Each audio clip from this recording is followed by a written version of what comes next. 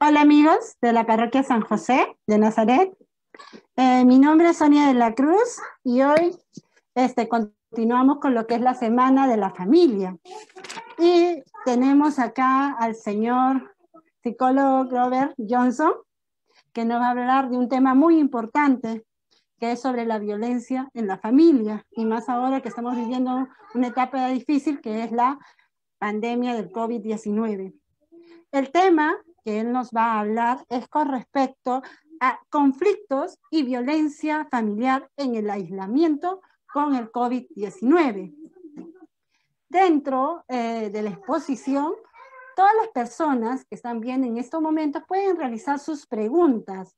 No esperen al final, al terminar, sino en el proceso, mientras que a ustedes les llama algo la atención, pueden escribirnos por los comentarios y hacer sus preguntas correspondientes. Y entonces se irá respondiendo en el momento.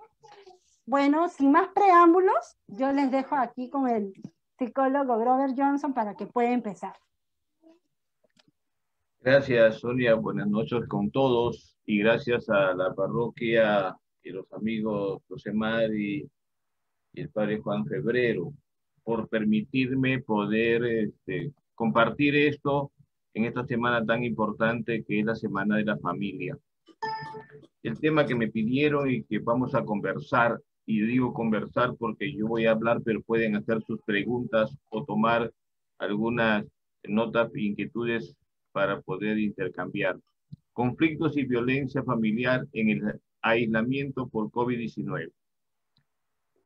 Entonces, vamos a señalar unas cosas. Primeramente, eh, la pregunta clave es, ¿cómo se originaron los conflictos que hay ahora? ¿Se originaron por el aislamiento del COVID-19 o ya existían antes y se destaparon durante el aislamiento? O sea, es un interrogante complicado en el sentido de que había conflictos antes y se destaparon ahora o no habían antes y el aislamiento provocó estos conflictos. Bueno, vamos a ir aclarando cosas para tener el panorama mucho más completo de la situación. Y como digo, a cualquier indicación, cualquier pregunta, pueden hacerla para poder intercambiar. Lo primero que tengo que decir como psicólogo es que el comportamiento de cada persona es el resultado de lo que siente, de lo que piensa, de lo que está en su cerebro.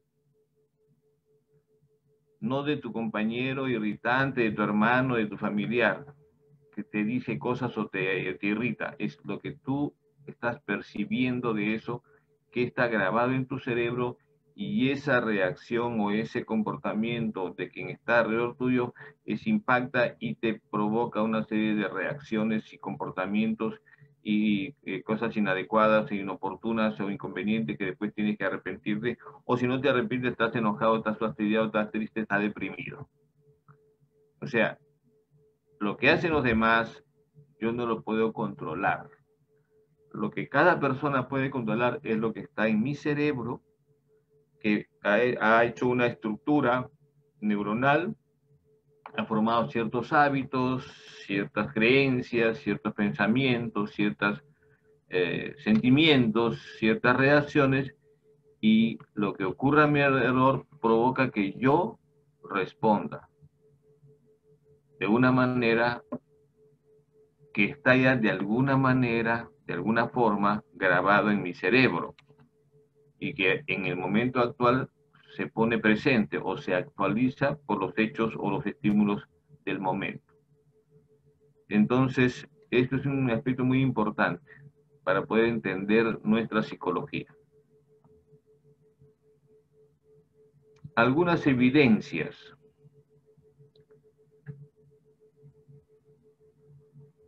A nivel emocional, la cuarentena inicial nos provocó miedo, miedo al contagio personal o de mi familia, nos provocó fastidio o provocó a la gente fastidio. Algunos hasta cólera y frustración porque no podían salir, no podían hacer sus cosas, se frustraron las cosas que tenían pensado hacer. Yo recuerdo haber atendido el primer mes, de marzo, abril, en consulta psicológica por teléfono a muchas personas a nivel nacional que tenían estas cosas, porque a nivel emocional tenían mucho miedo de contagiarse o de contagiar a los demás, fastidio porque no sabían cómo era la cosa, cólera porque estaban encerrados y frustración porque algunos proyectos no se iban a realizar. Entonces ahí había un problema en esta dimensión emocional al inicio de la cuarentena. ¿Qué ha provocado como evidencia de esto? Los estudiosos hablan de un aumento de ansiedad, depresión y estrés en general de la población. Ha habido, por estas circunstancias de aislarse, de cuarentena, mayores reacciones emocionales de las comunes. Además, cada cual se encontró con su carga emocional, cada uno tenía su carga emocional. Del trabajo, de la economía, de los compañeros, de la casa, del barrio, de la comunidad, de los compañeros, del barrio, de los familiares, y cada uno todos tenemos nuestra propia carga emocional. Y ahí estaba. Afloraron sentimientos y reacciones inconscientes. Hay gente que recordaba cosas, hay gente que sentía emociones que no había sentido antes, porque el inconsciente está trabajando, aflora ante un estímulo totalmente nuevo, como era el coronavirus y el hecho de aislarse. Entonces, ha hecho que mucha gente afloren situaciones incómodas. Y finalmente también nos hizo evidencia a nivel emocional que no éramos poco creativos. O sea, inicialmente no teníamos capacidad de buscar alternativas. Inicialmente estábamos desconcertados emocionalmente, sorprendidos emocionalmente, entonces no teníamos mayor creatividad para buscar salidas o formas de cómo presentarnos ante nueva situación. Esas son evidencias a nivel emocional que ha ocurrido en general, unos más que otros, pero en todas las familias ha ocurrido eso. ¿Qué otra evidencia podemos encontrar también a nivel de la dimensión racional? Las familias no tenían información clara del virus, no hubo una información clara del virus, los organismos no tenían la claridad que después de 6 o 7 meses se tiene. Segundo, las familias o las personas en el hogar daban poca credibilidad a la información oficial. No era muy clara, entonces los comentarios es que mucha gente no creían. La semana pasada estuve en la reunión que hubo aquí en este mismo grupo y había uno que había dicho que en la familia había un hermano que no creía y había un poco las diferencias.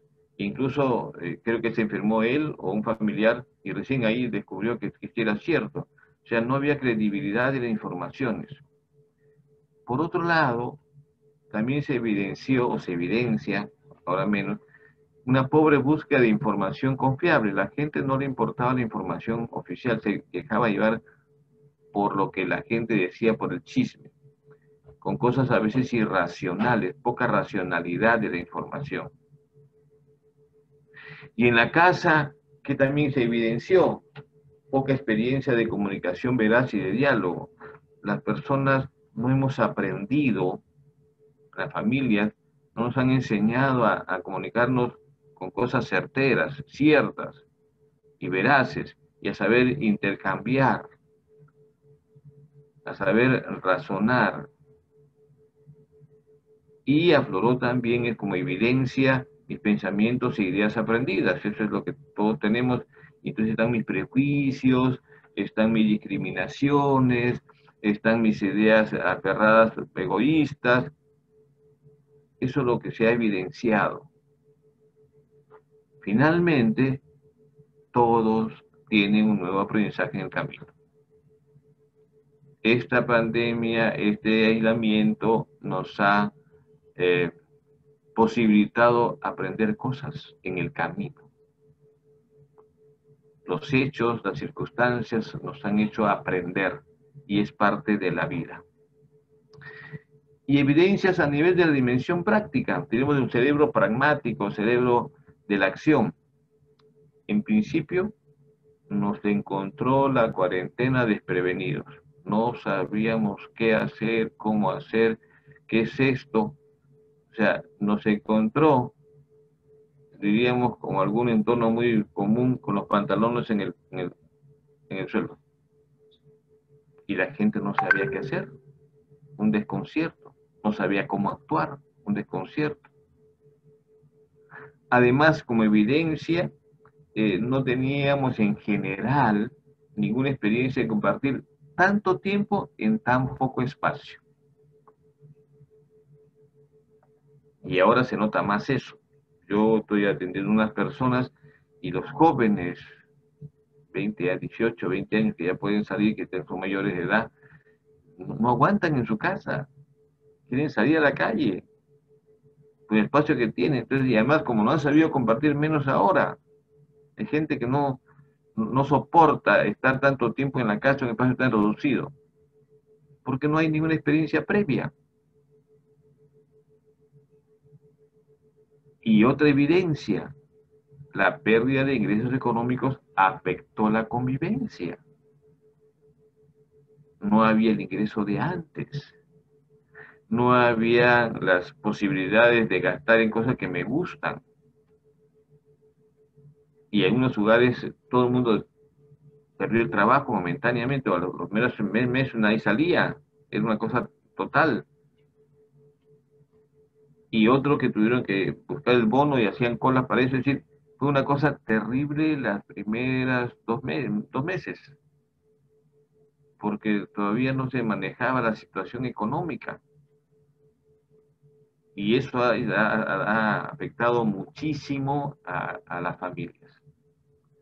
Y finalmente, como evidencia a nivel práctico, que se han ido aprendiendo a organizar los tiempos en la casa, los espacios de los hogares de las personas, las actividades y los gastos. Por ejemplo, los que tienen hermanos menores que están en la escuela o en la universidad o en el instituto que tienen que estudiar, usar la computadora o celular para sus clases, a organizar esos tiempos, esos espacios,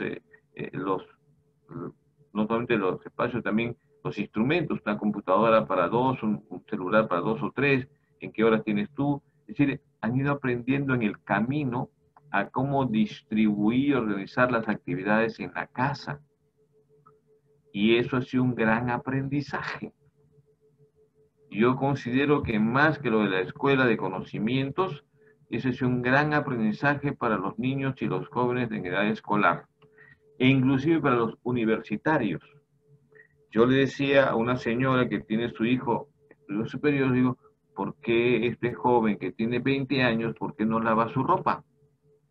Sí, está en la lavadora, pero que él la mete en la lavadora, la saque de la lavadora y la planche, y la haga secar y la planche. Sea autónomo. Hay gente que quiere seguir viviendo como antes cuando las condiciones son distintas, y hay gente que ha aprendido a organizar esas actividades y los quehaceres de la casa. Entonces, eso como evidencias que ha pasado en todos los lugares. Si hay preguntas, lo pueden hacer. Si alguien quiere hacer un comentario, puede intervenir a través del chat para poder continuar. Bueno, y en general, nuestros hogares nos han educado o programados, hemos sido educados o programados para algunas cosas, por ejemplo, para ser poco tolerantes. En las casas en general no nos toleramos entre hermanos o entre tíos y nos perdemos el control. Vemos que los padres discuten, vemos que los tíos discuten, los hermanos también discuten.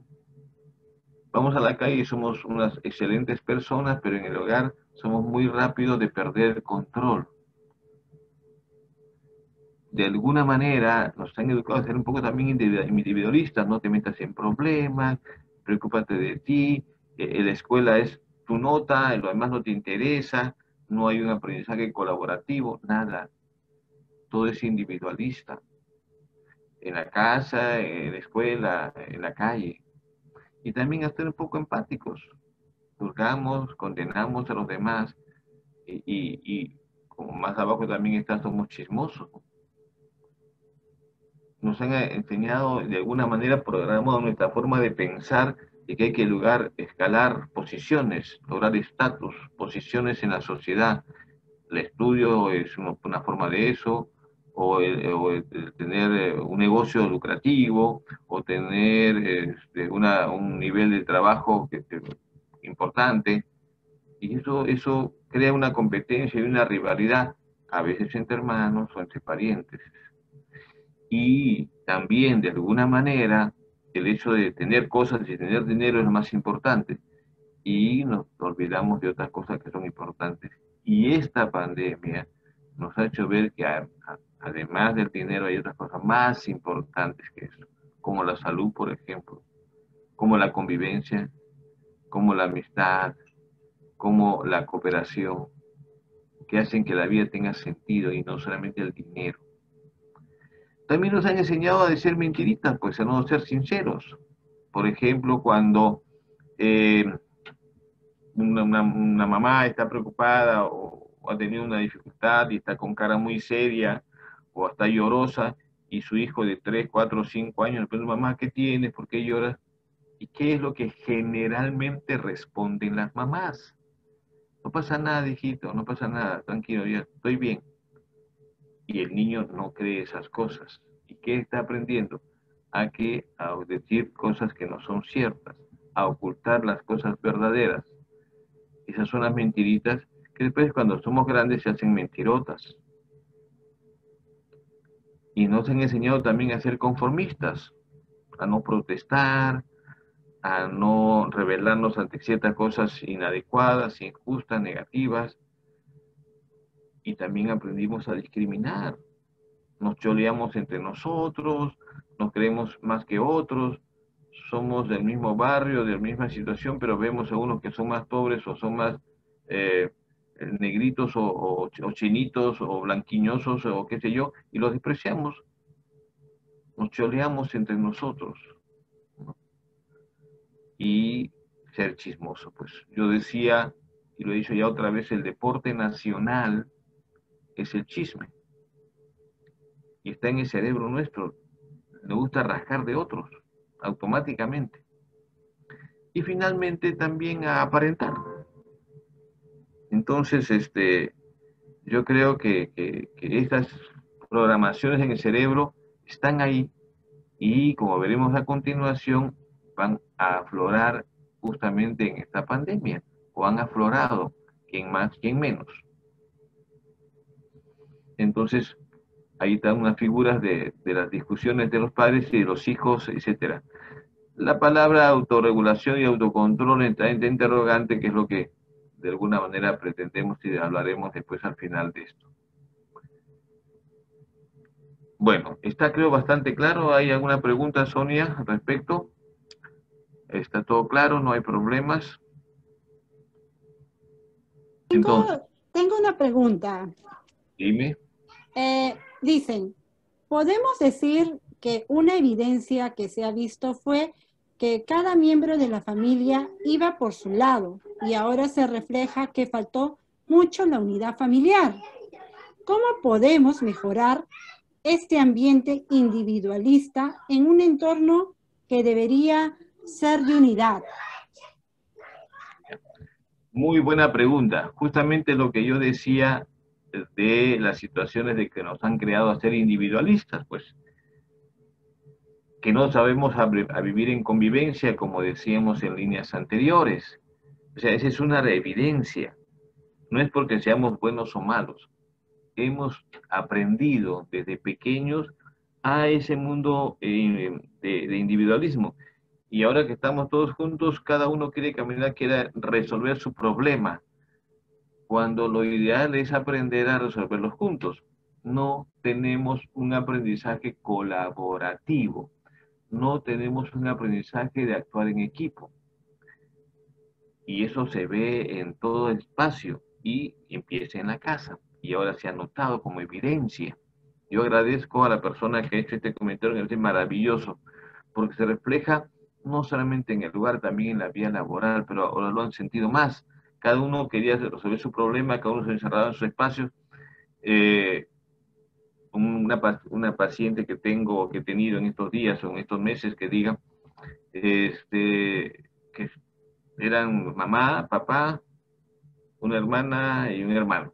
La hermana mayor, eh, soltera, que perdió el trabajo por esta situación de la pandemia, el otro hermano también, los papás mayores y ya jubilados, y cada uno encerrado en su cuarto.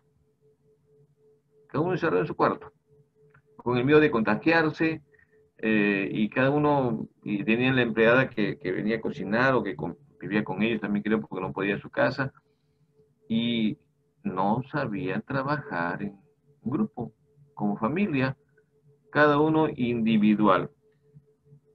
Bueno, algunas cosas diremos más adelante de cómo se puede solucionar o se puede trabajar esto. Voy a dejarlo, cómo mejorar va a ser la pregunta para el final. Gracias por esa pregunta. Si hay otra pregunta, otra inquietud, adelante. Bueno, creo que ya lo dijo, pero me han preguntado, ¿inconscientemente decimos mentiras desde muy pequeños? Claro. Por ejemplo, cuando tu mamá te pregunta, recuerden ustedes, cuando la mamá le pregunta, ¿cómo te en el colegio? Bien. ¿Y en el colegio no te fue bien? ¿Cuántas veces hacemos así? Porque cuando hemos preguntado a los papás, ¿cómo estás? ¿Qué pasa? No pasa nada, hijito. ¿Cuántos niños en su casa dicen que están bien en el colegio? Claro, están felices, pues bien, pero tienen malas notas. No están respondiendo adecuadamente a los contenidos que la profesora o el profesor le pide. O le preguntan al hijo, ¿hiciste tarea? No tengo tarea. Y siempre hay una tarea, siempre hay cosas que hacer. Y ayudaste, sí, no hay nada que estudiar. ¿Cómo que no hay nada que estudiar? ¿Cómo un niño va a decir que no hay nada que estudiar? Siempre hay cosas que estudiar. Son mentiras inconscientes porque decimos para zafarnos del problema, porque es la forma como hemos aprendido. Entonces esas mentiritas, inconscientemente, no porque seamos malos, está grabado en nuestros cerebros, nos han programado sin querer queriendo, como dice el chavo, este tipo de comportamientos. Entonces, la cosa pues no es tan simple. Y ahora, con la pandemia, han aflorado muchas cosas. Entonces, vamos a entrar ahorita, si que no hay más preguntas, al aspecto de cuáles son los destapes que ha provocado eh, esta pandemia, este aislamiento, ¿no? Hay como esa imagen ahí del cerebro que están destapándolo, ¿no? A nivel emocional, como dimensión emocional del cerebro, es las preferencias, lo que me gusta a mí, lo que entonces, y lo que rechazo, o mi hermano o mi mamá que me gusta tal cosa y tenemos preferencias entre hermanos, preferencias de padre con hijo, la mamá quiere más a uno o atiende más a uno, ¿por qué razones? Entonces, esa preferencia se aflora porque está grabado en mi cerebro, está grabado en mi mente y se aflora. Y a la vez también las rivalidades y resentimientos. Generalmente entre hermanos hay esos algunos resentimientos, rivalidades, porque es normal que cuando nace el segundo hijo, o el segundo hermano, o el tercer hermano, el mayor tenga un cierto rechazo. ¿Por qué? Porque fue desplazado.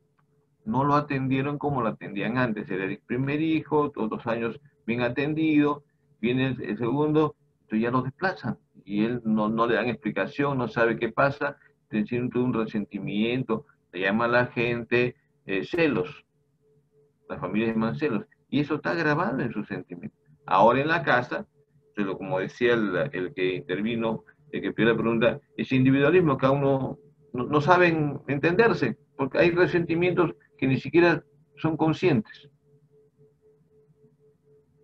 Y también no hemos aprendido herramientas emocionales para regular nuestro comportamiento.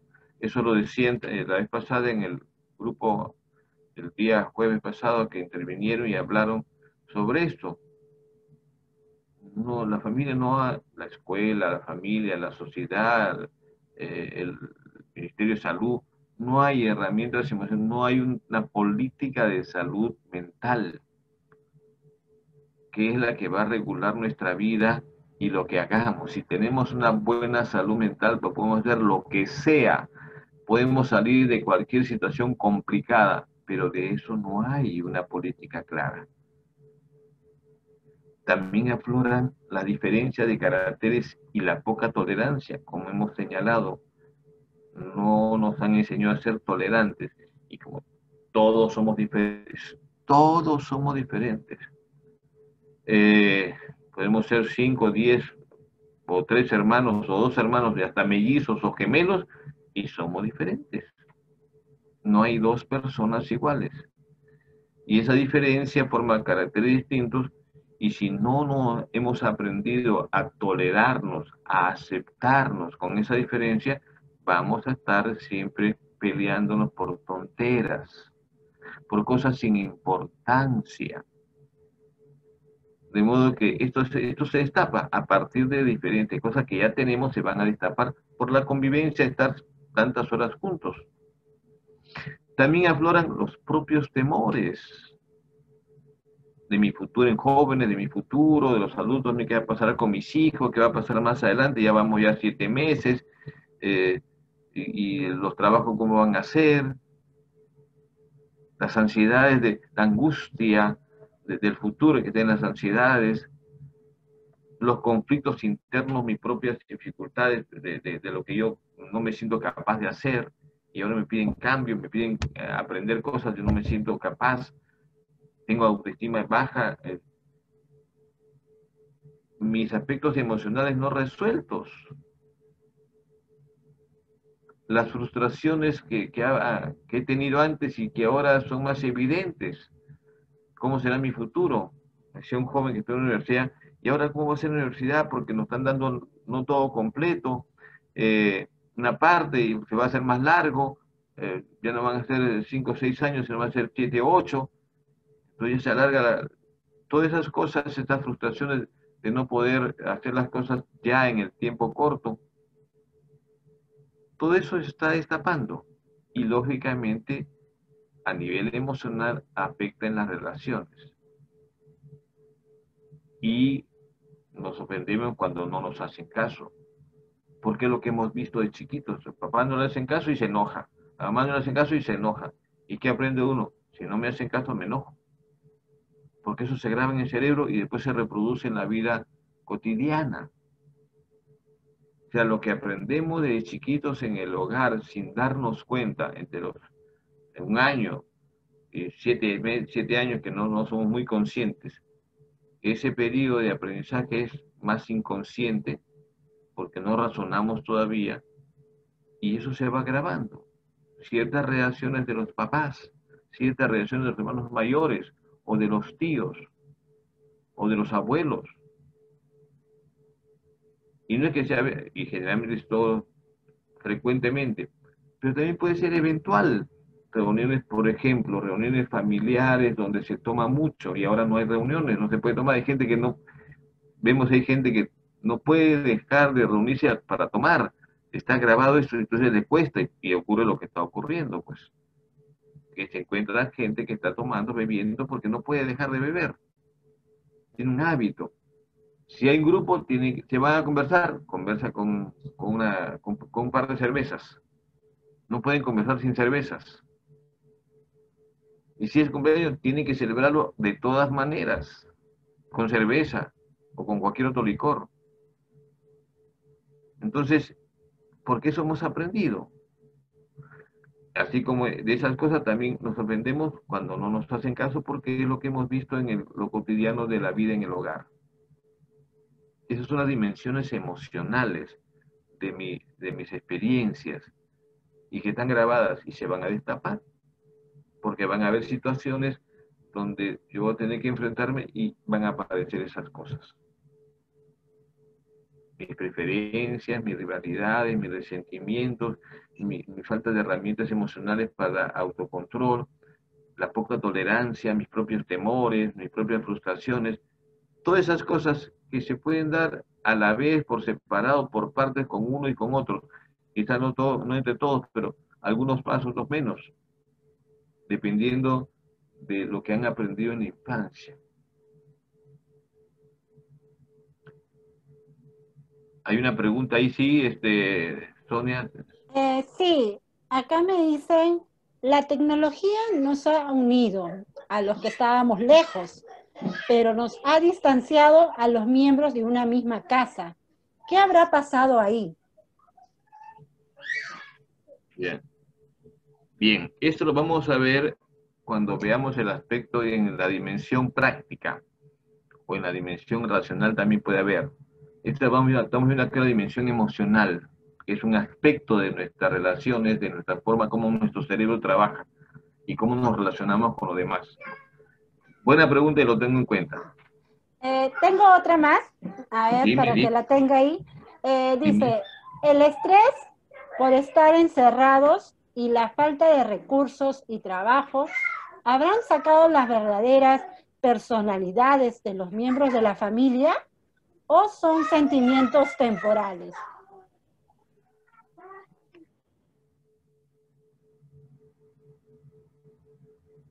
Ya creo que esto lo puedo responder ahorita. El estrés ocurre cuando la persona preocupada, ansiosa, inquieta, no tiene la capacidad de regularse y llega un punto en que ya no tiene control. Entonces ya no duerme bien, no tiene mucho apetito o tiene demasiado apetito, está irritable, se aísla para no pelear, se amarga pero se reprime y eso que provoca reacciones en su cuerpo, en la alimentación, o en dolores musculares, no puede dormir bien. Ese estrés afecta a su cuerpo, a la mente y al cuerpo, y ese estrés hace que disminuya su poder inmunológico. Está demostrado que el estrés afecta, disminuye la capacidad inmunológica de la persona y están más propensos a enfermarse. Ese estrés ahora se ha aumentado. ¿Por qué?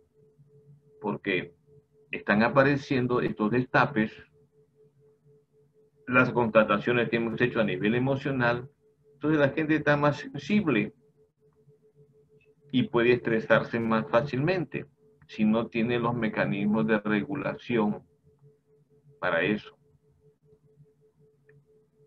Si en estas circunstancias o en cualquier circunstancia aprendemos a manejar el estrés, lo superamos, no es que el estrés nos va a desaparecer, siempre hay un estrés aceptable,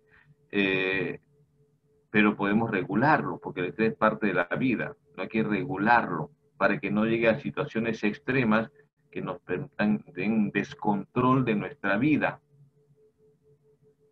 Entonces, ese estrés está afectando a las familias a nivel de dimensión emocional y luego también a nivel de mi respuesta, de mi comportamiento, porque quien está estresado no actúa en las mejores condiciones, no responde a lo que se le pide que haga, hace las cosas mal hechas o en menor calidad de resultado, y eso influye en la familia, pues. Entonces, el estrés, pues hay gente que estaba estresada por lo mundo que vivimos, y con esto el estrés aumentó. Por eso que hay una evidencia que hay aumento de ansiedad, aumento de depresión y aumento de estrés. Porque ya hay gente que lo tenía y con esto se aumentó. Y a algunos les ha provocado el estrés por este aislamiento. Hay las dos circunstancias.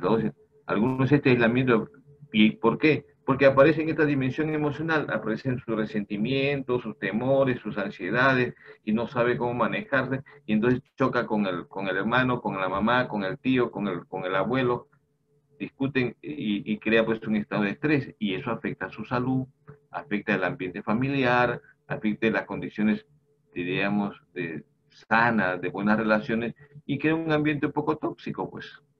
Hoy se habla de ambiente tóxico a nivel emocional. Entonces creo que el estrés hay que manejarlo, hay que aprender a manejarlo. Vamos a dar unas pequeñas cosas más adelante, pero supondría todo un pequeño taller de cómo manejar el estrés, porque es un tema muy álgido y muy significativo para las personas. Pero creo que ya tienen alguna respuesta con lo que acabo de decir. No hay más por ahora. Ya, seguimos. Otro destape a nivel de dimensión racional. No hemos tenido un aprendizaje de comunicarnos, de hablar bien, de expresarnos correctamente. La comunicación es expresarse correctamente, saber decir los datos eh, ciertos, las palabras exactas. ¿Por qué? Porque muy poco leemos, pues quien no lee no tiene mucho. En lo que hemos aprendido en la casa es un lenguaje muy coloquial, pero no tenemos, y ahora se requiere mayor información de datos o información correcta, y eso tenemos una deficiencia en general. Y a la vez, a continuación de esto, como parte de la comunicación, no escuchamos ni dialogamos. No hemos aprendido a escucharnos entre hermanos, entre padres e hijos, entre tíos y sobrinos, entre abuelos y nietos, entre abuelos y padres y nietos. Sí, no hemos aprendido a escucharnos y a dialogar. Los niños, lo que tienen es que le guste el abuelo o la abuela porque lo engríe, le da cositas, pero a escucharnos y aprender de la sabiduría de los ancianos y a dialogar. Me decía una persona que trabaja con adultos mayores que se ha notado que en algunos hogares a los ancianos los han marginado. Esta pandemia ha aflorado o ha posibilitado que algunos ancianos se sientan desplazados, no se sienten parte de, como no aportan gran cosa, y están ocupando espacio, se sienten desplazados, y eso también ha provocado que algunos se depriman, se estresen, y la enfermedad les llega más fácilmente porque no tienen defensas. Ya de por sí una persona mayor tiene algunos achaques y tiene menos defensas inmunológicas. Y este estrés, este rechazo que ha recibido, que le crea estrés, le crea ansiedad, ha facilitado que la enfermedad llegue y se encuentre indefenso a nivel de su inmunología, porque no hemos aprendido a escucharnos ni a dialogar. Y algo también muy importante a nivel de racional, no sabemos razonar con argumentos, razonamos con insultos. Tú no sabes, cállate la boca. Dos cosas, no sabes, cállate la boca no es ningún argumento. ¿Y por qué quieres esto? Porque me gusta, pues, ese es un argumento de un niño de 5 años. Pero un joven de 8 años para adelante puede dar una razón, un adolescente puede dar una razón, un adulto, un joven de 20 años o de 30 años, soltero, casado, con estudios o sin estudios universitarios, eso no interesa, tiene cerebro para poder razonar y dar argumentos, pero no lo hemos aprendido. Por ejemplo, cuando de chiquitos mamá o papá decían esto se hace así, ¿y por qué? Porque yo lo mando. Ese no es ningún argumento. Porque yo digo aquí que son las cosas así, no es ningún argumento. ¿Cuántos papás se quejan conmigo como psicólogo en mis consultas? Dice, no me gusta que mi hijo haga esto. Yo digo, ¿no le gusta o no es lo adecuado? No es lo adecuado. Y usted dice, no me gusta. Entonces, pero al chico sí le gusta, pues. El asunto no es cuestión de gustos, es cuestión de descubrir racionalmente cuál es lo más conveniente, lo más razonable, lo más educado, lo más oportuno. Pero la gente dice, no me gusta que seas así, no me gusta que seas así, no me gusta que hagas esto. Y entonces queda como que las cosas son porque me gustan o no me gustan.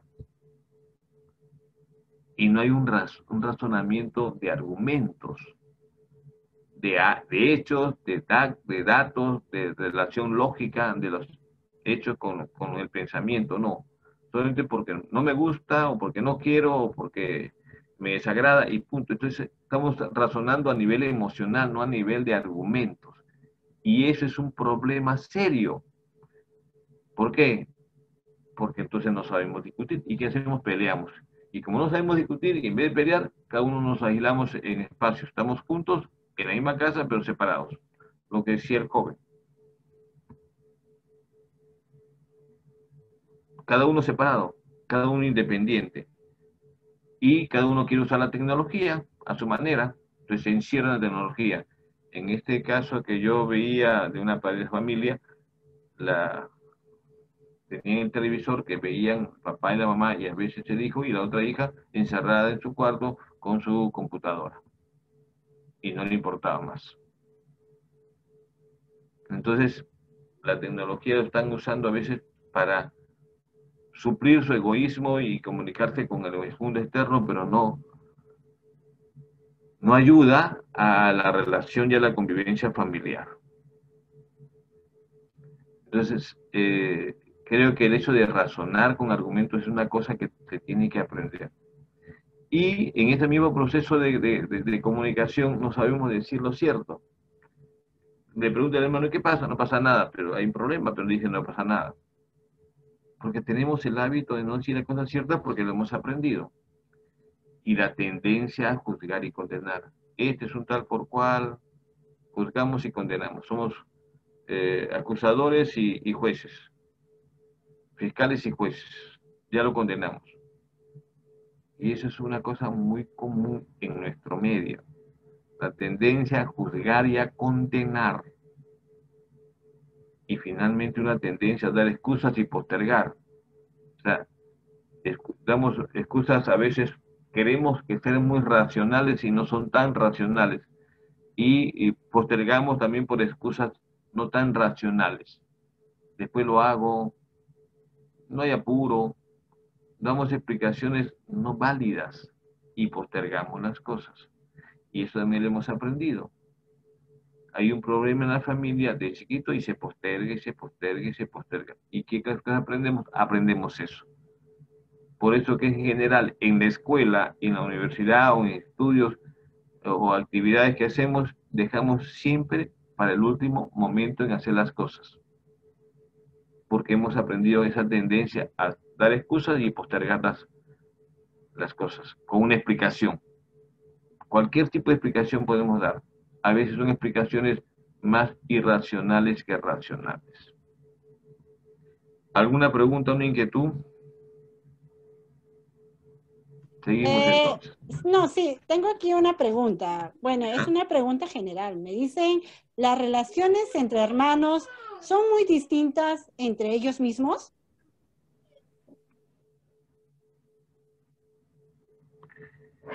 Bien, la pregunta creo que es muy clara y muy específica y me parece correcta esa inquietud.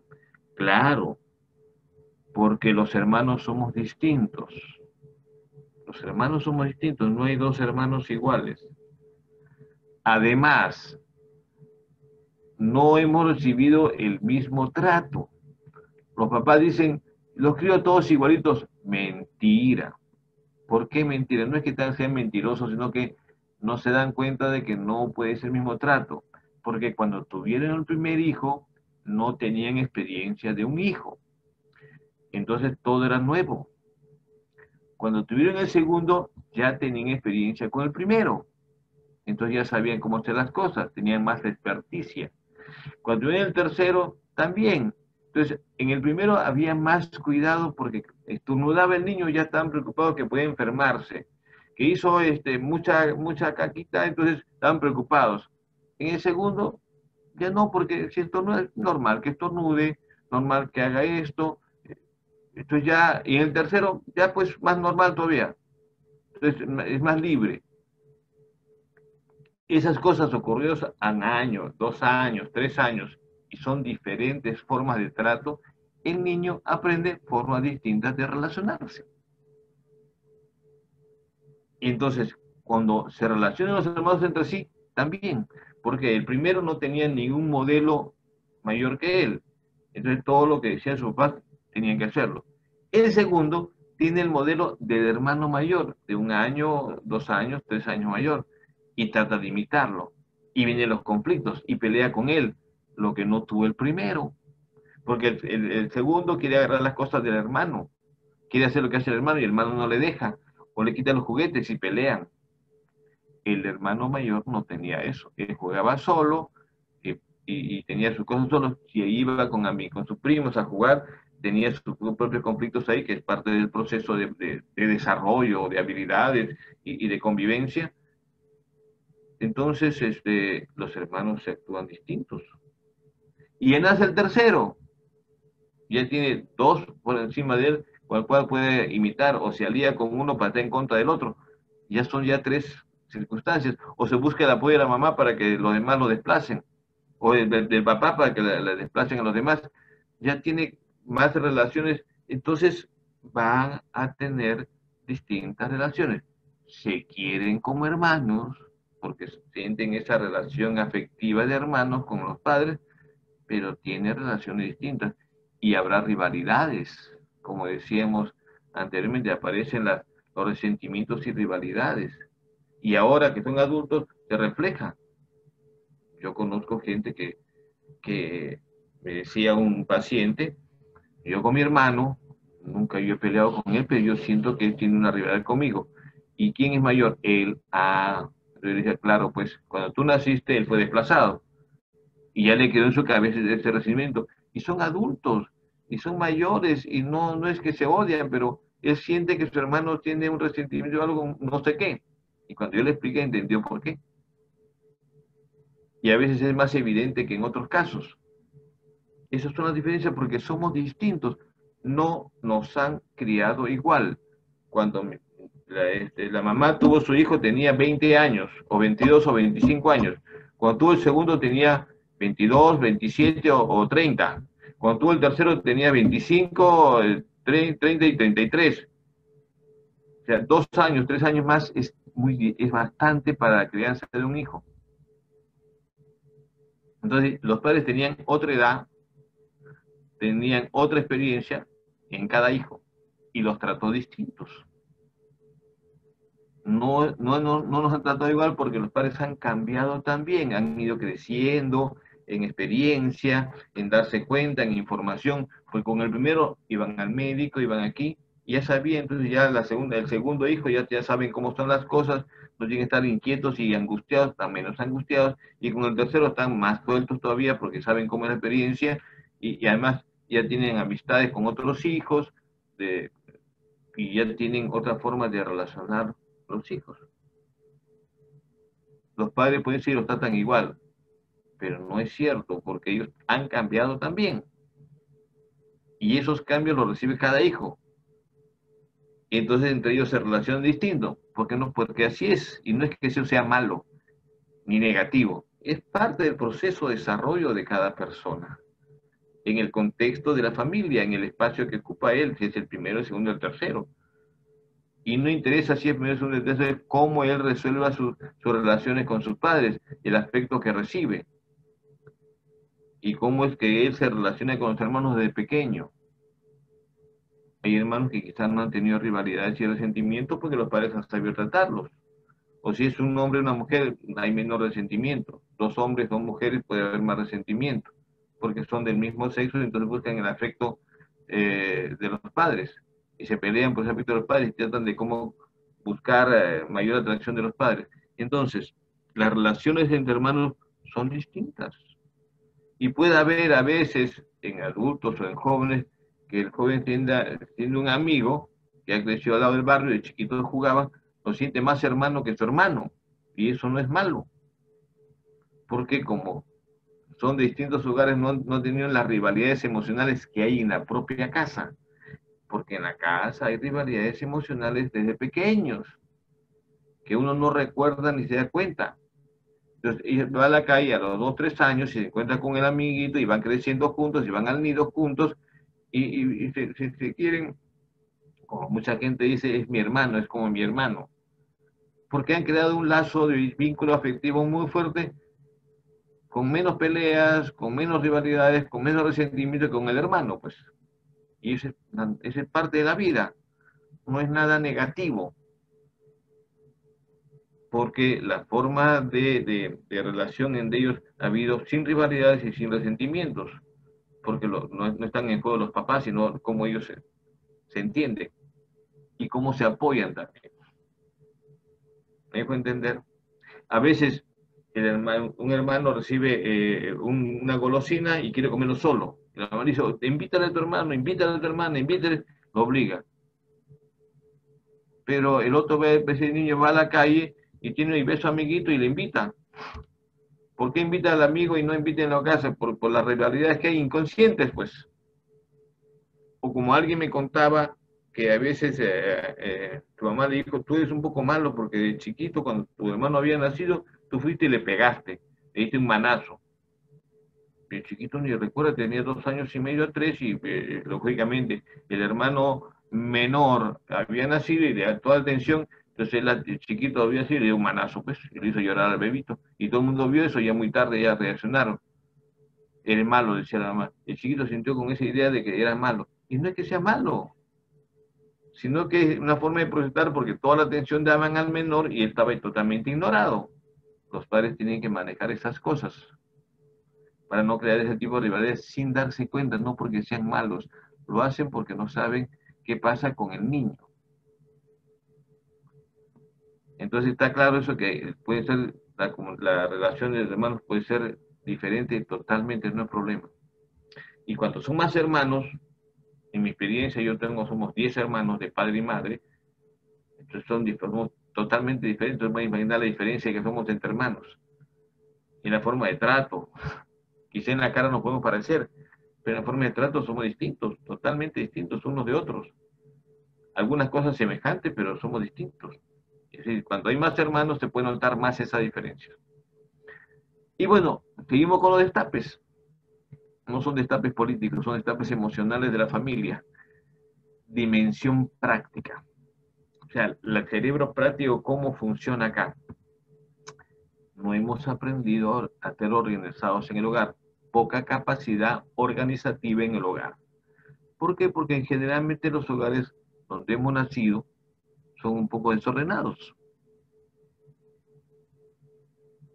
Espacios pequeños, muchas cosas, y nadie nos ha enseñado, no hemos aprendido cuestión de aprendizaje y no ha habido esa capacidad. En nuestros padres, no porque sean malos, sino porque han continuado ese proceso y en nosotros que hemos visto cómo en el hogar ocurre eso. Ahora, ¿hay hogares organizados? Sí, pero en general no es así. Y cuando apareció la pandemia, entonces no sabíamos qué hacer, no sabía cómo actuar. O sea, nuestro cerebro no lograba ubicarse qué hacer, cómo actuar. Y a la vez, a continuación, el manejo económico. Ya no había ingresos, todo el mundo perdió el trabajo, o algunos perdieron el trabajo. Y entonces aparece el problema del dinero. Se tiene que hablar del dinero. Y nunca antes se ha hablado del dinero. Nunca nuestros padres han hablado de dinero. Yo no recuerdo que mi papá o mi mamá haya hablado de dinero frente a los hijos, que éramos ya jóvenes. No recuerdo. No hay que hablar de un chico de 3 4 5 años, pero ya 10 años, 12 años, 15 años. Hay que hablar cómo es el dinero. El chico pide cosas, el dinero es así, esto es para lo otro. Si tú pides esto, ya no comes lo otro, no alcanza. Hablar de cuáles son las cosas del dinero. Tenemos miedo de hablar de esas cosas. Me acuerdo hace años que entrevisté a un joven que quería entrar a una de las Fuerzas Armadas y bueno, el costo, el ingreso es un costoso. Piden no sé cuánto, no exactamente no sé, pero eh, el joven quería y por otro lado no tenía buenas cualidades físicas, talla, habilidad física, pero le faltaba otras cualidades.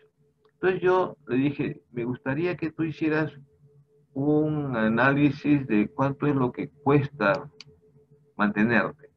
¿Y cuánto es lo que ganan tus padres y cuánto tenés que pagar para que ingreses ahí? Averigua por tu cuenta, porque como cosa tuya, tú estás interesado, entonces averigua cuánto cuesta ingresar, cuánto es lo que tú te gastas acá en viviendo con tus padres, también con tus hermanos, y luego verás si en verdad tus padres están en las condiciones de poder hacer tanto esfuerzo para que después no logres ingresar o no logres continuar, puedes ingresar, pero después hay que continuar, son 4 años en escuelas militares, y entonces la cosa no es tan sencilla. El joven hizo eso,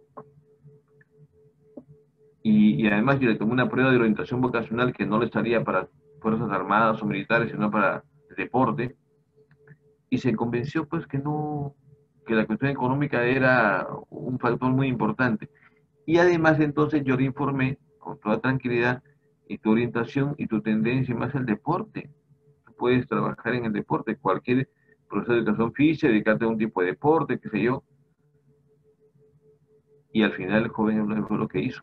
Él escogió, se dio cuenta de que lo económico era muy incómodo, muy pesado para sus padres, y entonces y que su inclinación básica era el deporte, entonces se metió a educación física.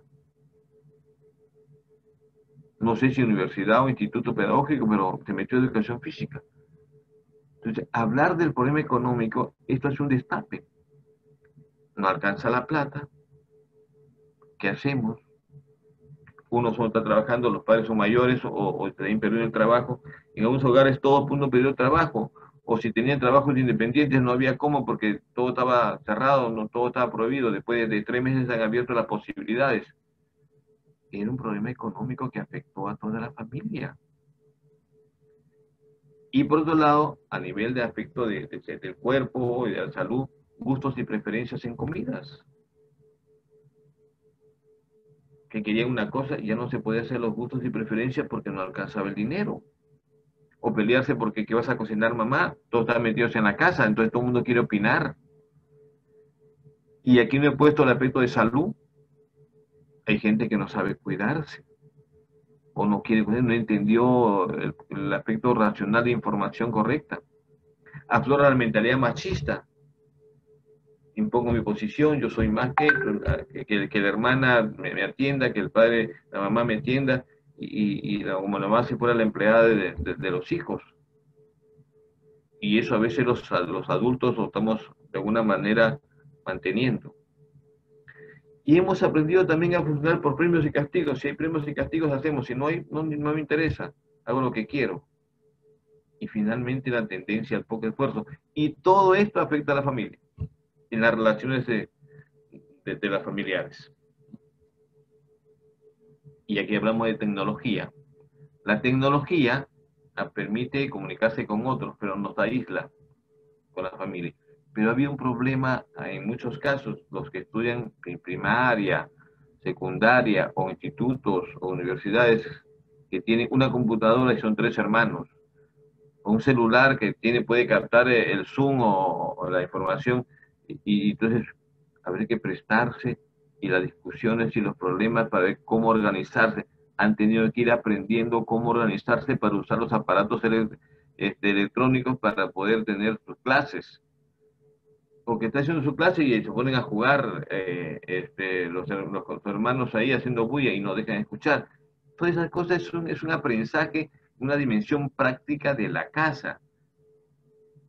Como no hemos tenido capacidad organizativa, al comienzo fue un poco de desorden, o bastante desorganización, un poco caótico, y las familias han ido aprendiendo poco a poco a cómo organizar, cómo distribuir los aparatos electrónicos para las necesidades de cada uno de los miembros de la familia, si es un hermano de primaria o de secundario o de superior que tiene que hacer sus clases, o que algunos tienen que trabajar a distancia también en algunos trabajos.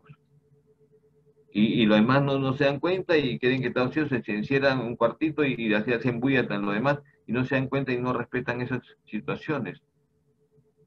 Además de lo que dice la persona que intervino, que a veces eso ha permitido que yo me encierre en mi aparatito, en mi teléfono, con mi computadora, si tengo mi laptop propio, y me desligue de la familia.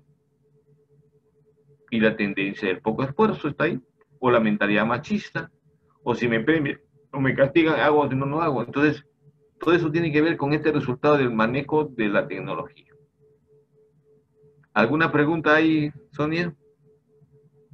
Sí, tengo una Bien, pregunta. Me dime. dicen, ¿por qué hay personas que creen siempre tener la razón y minimizan el actuar y las opiniones de otros miembros de la familia? ¿Es un complejo de superioridad? Ujú. Ya.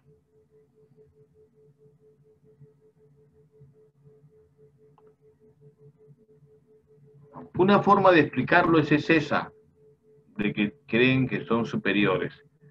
Eh, es parte del individualismo, es parte de lo que nos han formado, de esa situación discriminante que hemos aprendido.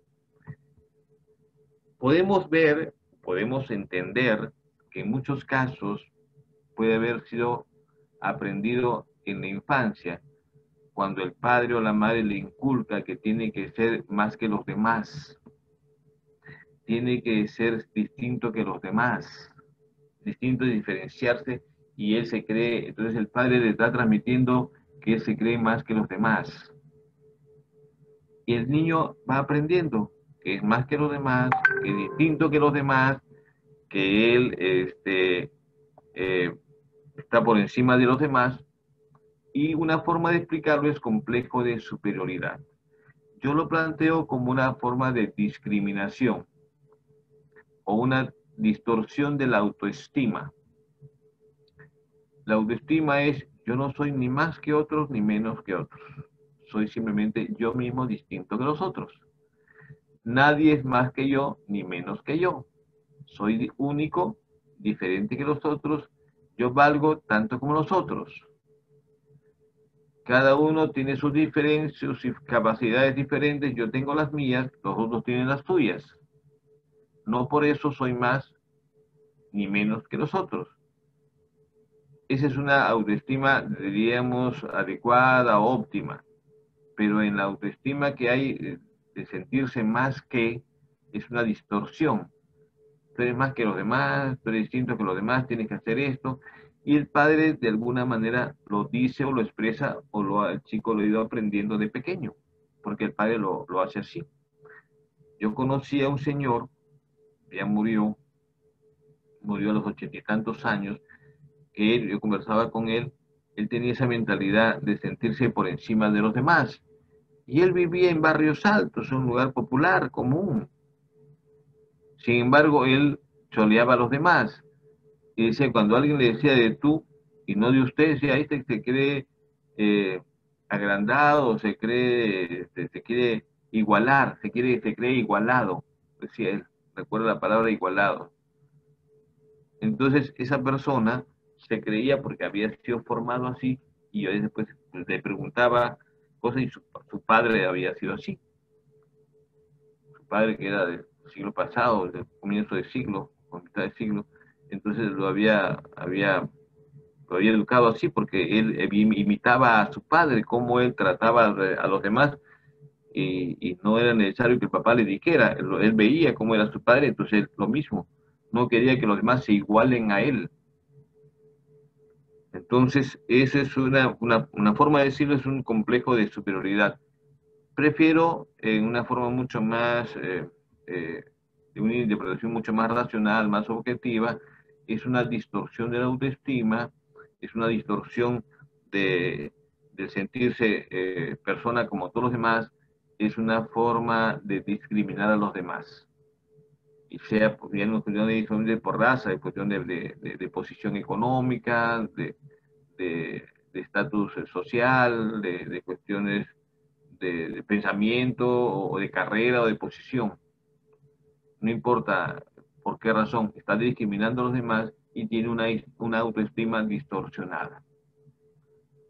Creo que con eso estoy respondiendo. Entonces viene la pregunta, ¿dónde está el mayor peso en los conflictos y la violencia familiar? ¿En los conflictos que ya existían y se destaparon, o creados que los provocó el aislamiento por el COVID-19. A ver, yo pido que respondan, a ver, y Sonia trata de ver quiénes están por el lado o por el B. Ah, ok, Los listo. conflictos. A ver, Ahora le digo. vayan respondiendo. ¿Dónde está el mayor peso en los conflictos de violencia familiar? Eh, En los conflictos que ya existían y se destaparon, o que el aislamiento por el COVID los provocó. ¿Dónde está el mayor conflicto? ¿Dónde está el listo. peso? El mayor peso. ¿Qué dicen los oyentes, los que están participando en esto? Mientras tanto, Webinar? si gusta, nos puede ir respondiendo una pregunta más. ¿Ya? Eh, ¿Ya? Sí. Me dicen, ¿es posible que al ajustarnos a esta nueva convivencia nos haga más individualistas?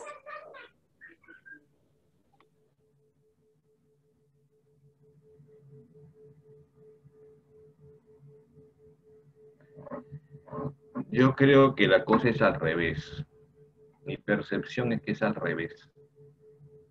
O sea, esta nueva convivencia en el hogar, en lo que yo puedo captar en las personas que están superando los conflictos que hemos señalado, es que están aprendiendo a compartir, a dialogar, a organizarse, a tener espacios de convivencia recreativa, a tener espacios de intercambio que antes no tenían, a hacer cosas juntos. Por ejemplo, me decía una señora que a partir de esto, entonces hay cosas que antes no podían hacerlo porque decía faltaba tiempo.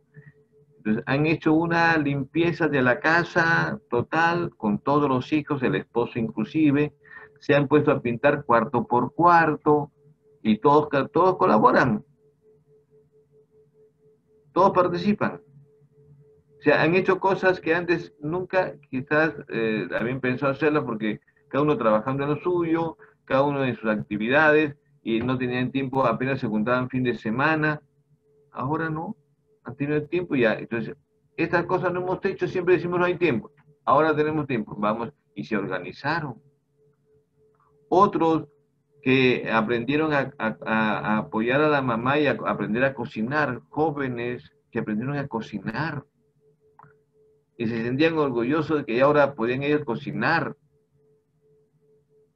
Es decir, en muchos hogares ha permitido que descubran que la cooperación, que la integración, que el trabajar en grupo, en equipo, que planificar juntos y organizarse es más beneficioso y que ponerse de acuerdo para esta u otra actividad, inclusive para los gastos económicos, que es muy importante, qué se va a gastar, qué presupuesto tenemos, cómo podemos hacer las cosas, ha ayudado a que se superen dificultades y que estas situaciones conflictivas por el aislamiento disminuya la tensión, disminuya el estrés, disminuya la depresión. Y es muy importante como elemento necesario para superar las cosas, los miedos, las ansiedades, es decirlos. Cuando uno tiene miedo, tiene que expresar su miedo, verbalmente o por escrito.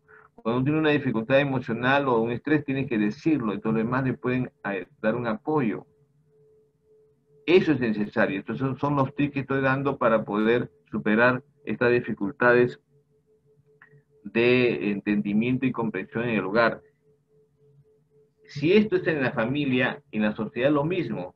¿Cómo se están superando las dificultades? Con la gente que colabora, con la gente que se pone de acuerdo, con la gente que trata de compartir cosas con otros. En sectores populares hay ollas comunes, hay situaciones de apoyo entre unos y otros. Eso está permitiendo que muchos hogares superen esta situación de aislamiento. Por ejemplo, yo tengo un grupo donde por Zoom y la gente dice, bienvenidos, nos estamos viendo, qué bueno, yo vivo sola, yo estoy con un familiar y qué bueno verlos, que por aquí, que por allá. O sea, el vernos a través del Zoom y sentirnos hermanados y somos personas que que no nos conocíamos algunos, otros sí nos conocíamos, y ayuda a convivir y a superar esta situación. O sea, este problema de aislamiento, las personas y las familias que han optado por un aprender a convivir, aprender a dialogar, aprender a entenderse, reconociendo diferencias, aprender a colaborar, aprender a ponerse de acuerdo, a saber negociar, acordar, dialogar y organizarse juntos en cosas de la casa, en quehaceres de la casa, ha permitido y permite que muchos salgan adelante y saldremos adelante con esto. Eso es lo que hay que buscar. Esta situación, más nos aislamos, el conflicto está ahí latente y va a explotar en cualquier momento o está explotando a cada rato. Entonces, la posibilidad de integrarse, de unirse, es la mejor forma. Organizarse, dialogar, ponerse de acuerdo, distribuir actividades, ser parte de las corresponsabilidades de la casa. Todos pueden limpiar, todos pueden asear, algunos cocinarán, otros limpiarán, todos pueden aprender a hacer las cosas. El que quiere aprender a cocinar, que aprenda, aunque tenga 10 años, puede ayudar a la mamá a cocinar, no importa si sea hombre o mujer. El que aprenda a limpiar, a barrer, a ordenar, a lavar la ropa y hacer cosas de la casa, en ahorrar cosas, el agua, la luz, y no gastarlas por gastarlas. Todos pueden dar su aporte y ese sentido colaborativo, ese sentido organizado en grupo de la familia, de convivencia positiva, va a permitir que la gente supere sus dificultades y nos va a encontrar con otra mentalidad. Tenemos que salir de esto con otra mentalidad, no podemos vivir como antes, egoístas, aislados, no, más colaborativos, más de sentido social, porque eso va a permitir que podamos elegir autoridades políticas con esa mentalidad. Ya no puede ser lo de antes. Bien, ¿hay algunas preguntas, Sonia? Bueno, a ver, tengo una ¿Ya? pregunta. Me dice, tengo 3 hijos, el mayor y el último se llevan muy bien, pero el del centro no le gusta que le digan nada. Parece que no escucha y no le gusta ayudar a sus hermanos. ¿Qué debo hacer? Ay, espérense. ¿Qué debo hacer con, Con el segundo. como mamá para que se integren como hermanos?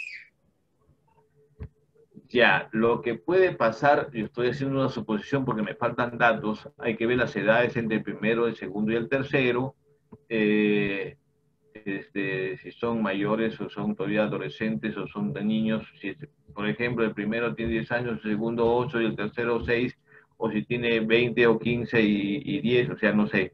Pero en principio lo que puede estar ocurriendo es lo siguiente.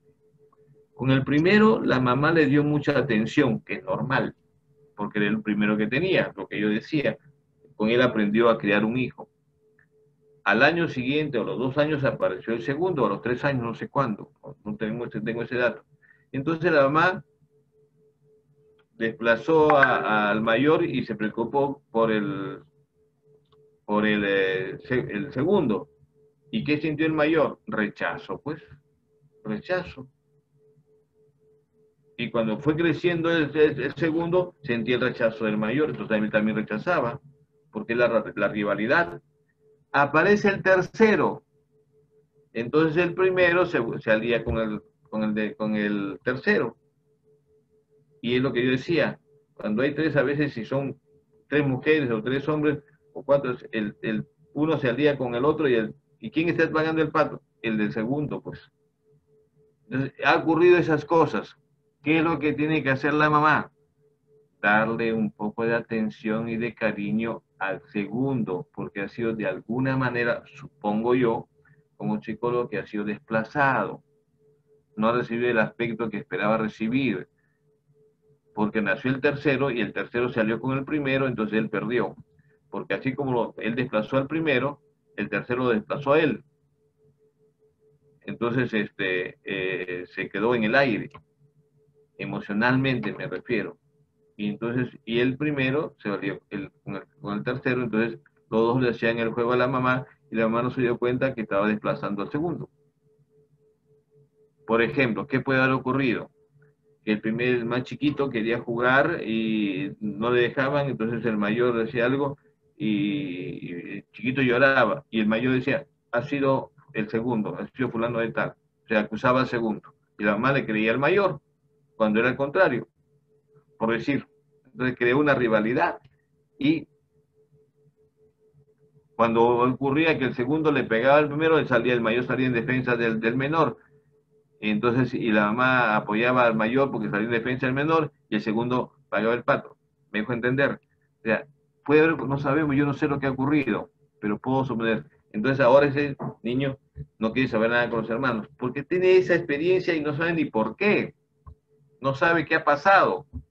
Lo hace inconscientemente, se siente más cómodo solo que con ellos porque siente alguna rivalidad, siente algo que no funciona y eso creó cuando era niño. 2, 3, 4, 5 años, 6 años. Entonces, ¿qué tiene que hacer la mamá? Darle más, buscar cómo darle un poco de afecto, atención a este segundo y en ese proceso ver cómo, sin decirlo directamente, los voy a ir convocando para que jueguen juntos, buscar un juego de los de 3 o de 4 donde la mamá puede estar, o de 5 con el papá, si que esté el papá, o el abuelo, si está el abuelo con 6. O sea, buscar juegos que puedan compartir todos, pero darle el afecto que quizás no le dio, porque ese niño está pidiendo afecto. Ese rechazo se siente porque se siente rechazado por los hermanos porque no recibió el afecto, porque el afecto se dio más a ellos. Es una suposición porque no tengo datos. Pero creo que en principio darle más afecto a él, primero antes de presionarlo para que se junte con los hermanos. Cuando él se sienta reconocido, valorado por la mamá, entonces va a ser fácil que los demás hermanos lo valoren y lo acepten. Inconscientemente, por esa aceptación de la mamá, que ellos quieren agradar a la mamá, van a aceptar también al hermano. Ese sería mi consejo. A ver, ¿cómo ha sido la votación? ¿Por A o por B? ¿Cuántas A y cuántos B? Bueno, acá la mayoría ha dicho A. A. O sea, no hay nadie que haya dicho B. Por lo menos una persona dice, ¿no? Los conflictos ya existían y el estar más tiempo juntos, la relación se hace más incómoda y la discusión es por cualquier situación. Otra Bueno, persona, sí, disculpe, sigue, sí, sigue. No, está bien, sigue. otra persona dice, ¿no? Yo creo que el mayor peso de los conflictos es la poca tolerancia en aceptar las diferencias de cada miembro de la familia, en no ver sus capacidades y ver solo sus defectos, cosa que se pudo ver en este aislamiento. Uh-huh. Uh-huh. Eso es lo que dice. Uh-huh. Bien, entonces para concluir, como psicólogo yo considero que el mayor peso está en que los conflictos ya existían y se destaparon en el aislamiento. También el aislamiento ha provocado conflictos, pero el mayor peso de los conflictos está en que ya existían, porque no sabemos respetarnos, porque no sabemos ser tolerantes, porque no sabemos ser sinceros, porque no sabemos manejar la economía, por todas las razones que hemos hablado anteriormente, de los tres, a nivel emocional, a nivel racional y a nivel práctico.